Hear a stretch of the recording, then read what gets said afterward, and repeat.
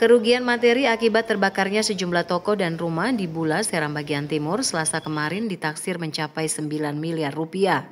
Wakapolres Seram bagian timur, Kompol Riki Adi Prabowo menjelaskan, bukan hanya bangunan yang terbakar, tetapi sejumlah kendaraan juga ikut terbakar.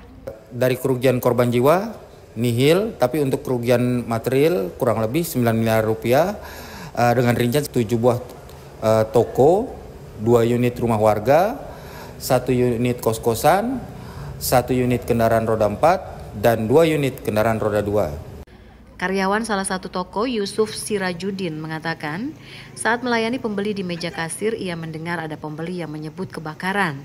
Yusuf lalu keluar, ia melihat kepulan asap di garasi mobil milik toko lain.